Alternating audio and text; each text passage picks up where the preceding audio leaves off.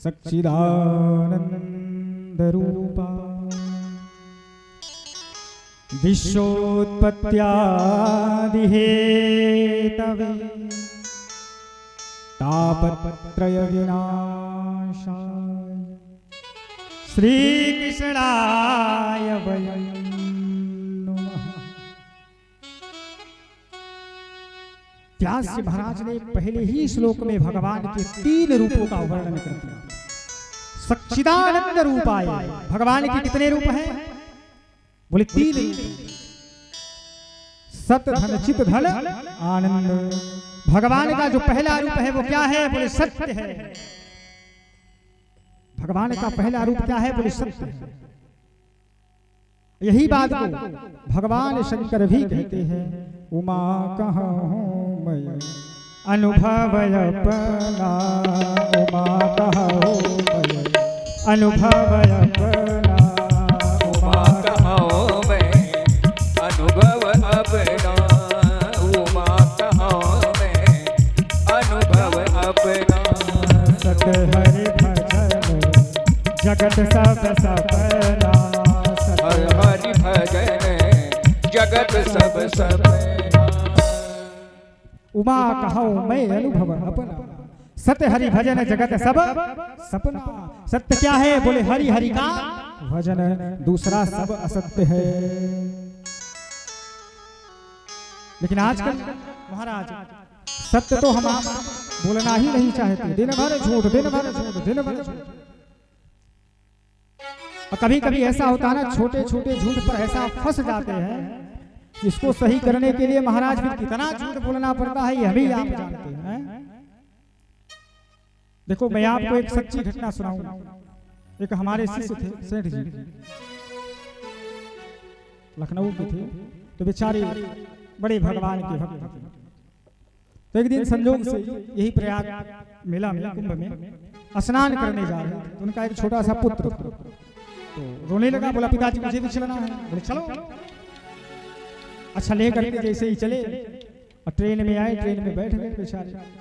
और जैसे ही ट्रेन आगे बढ़ी तब तक महाराज चना बेचने वाला आया। अब जैसे ही चना बेचने वाला आया, पुत्र रोने लगा, पिताजी मुझे चना ले दो, चना ले दो। अच्छा पिताजी ने सोचा चलो कोई बात नहीं, बच्चा है छोटा है। अब पिताजी ने चना ले लिया। ट्रेन और आगे बढ़ी महाराज, तब तक मूंगफली बेचने वाला आया। अब चना को फेंका बाहर और कहा पिताजी मुझे मूंगफली ले दो। अब पिताजी जैसे ही फटकारे लगाए तेज से, जैसे ही पिताजी फटकारे, बोला पिताजी ज्यादा यदि फटकारोगे ना तो मैं कह दूंगा। और जैसे सुने पिताजी कह दूंगा। अब बेचारे दिला दिए। ट्रेन और आ गया। अब महाराज चाय बेचने वाला आ गया। अब महाराज अब रोने लगा, बोला पिताजी मुझे चाय ले दो। अब पिताजी जैसे फटकारे, बोला पिताजी अगर ज्यादा चिल्लाओगे ना तो मैं कह दूंगा। अब पिताजी बेचारे कह दूंगा सुनते ही चाय दिला। ट्रेन और आगे बढ़ी महाराज। गर्मी का महीना था, कोल्ड ड्रिंक बेचने वाला आया। अब बोले पिताजी देखो मुझे कोल्ड ड्रिंक दिला दो, और नहीं दिलाओगे ना तो मैं कह दूंगा। अब पिताजी बेचारे जैसे ही सुनते कह दूंगा, सारी वस्तुएं दिला देते। हाँ, ट्रेन और आगे बढ़ी महाराज। समोसा बेचने वाला आ गया। अब बोला पिताजी मुझे समोसा ले दो, नहीं तो मैं कह दूंगा। तब तक बगल में कुछ लोग बैठे थे। बोले भैया सेठ जी बुरा ना माने तो एक बात पूछे। बोले पूछिए। बोले आपका ये पुत्र आपकी कौन सी ऐसी बात को जानता है जो कहता है कह दूंगा और आप इसे तुरंत सब कुछ दिला देते हैं? बोले भैया दिखने में कितने वर्ष का लग रहा है? बोले दिखने में 6-7 वर्ष का लग रहा है। बोले दिखने में 6-7 वर्ष का लग रहा है लेकिन है नहीं मामा रूपी ना, सुने होंगे ना गाँव में होते हैं लोग। तो कहा दिखने में 6-7 वर्ष का लग रहा है लेकिन ये 6-7 वर्ष का है नहीं, ये है 12 वर्ष का।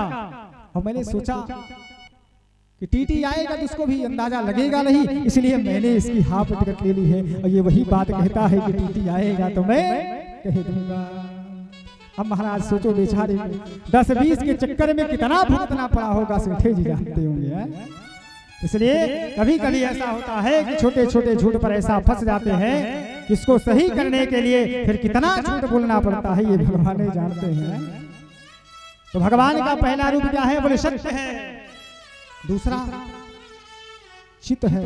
चित माने होता है प्रकाश, और भगवान का तीसरा रूप क्या है? बोले आनंद स्वरूप। भगवान का जो तीसरा रूप है वो आनंद है।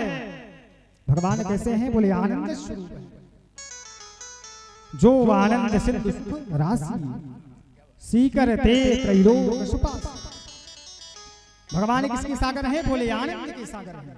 अच्छा देखो, यदि किसी के पास परिपूर्णतम आनंद है तो केवल और केवल परम पिता परमात्मा के पास। हमारे आपके पास तो क्षणिक आनंद है, कहीं से इकट्ठा धन मिल जाए खूब आनंद आएगा, जय जय, और थोड़ी देर बाद वो धन चला जाए तो महाराज समस्या होगी कि नहीं? दुख होगा। तो हमारे आप सबके पास क्षणिक आनंद है, और परिपूर्णतम यदि किसी के पास आनंद है तो जो आनंद सिंधु सुख राशि, जो आनंद सिंधु सुख राशि, जो आनंद सिंधु सुख राशि, जो आनंद सिंधु सुख राशि श्रीकर लोक सुपासी, श्रीकर लोक सुपासी। यदि परिपूर्णतम आनंद किसी के पास है तो परम पिता परमात्मा के पास। अच्छा, किसी ने भगवान से पूछा, व्यास जी से भी पूछा, अच्छा आपने भगवान के 3 रूपों को बता दिया कि भगवान के 3 रूप होते हैं, तो भगवान करते क्या है?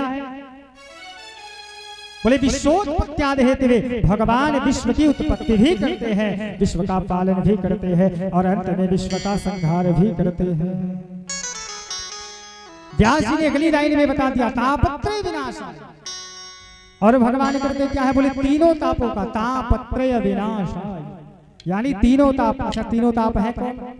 दैहिक, दैविक, भौतिक ताप। भगवान तीनों तापों का क्या करते हैं? बोले विनाश, तापत्रय विनाशाय। ऐसे श्री कृष्णाय वयं नमः, ऐसे श्री राधा कृष्ण भगवान को। अच्छा देखो, व्यास जी भागवत को लिखने वाले अकेले, लेकिन व्यास जी चाहते तो लिख सकते थे ना अहम नुमा, कि मैं प्रणाम कर रहा हूँ, लेकिन व्यास जी महाराज ने अहम नुमा ना लिख करके व्यास जी महाराज ने वयम नुमा लिखा कि हम सब प्रणाम कर रहे हैं। क्यों?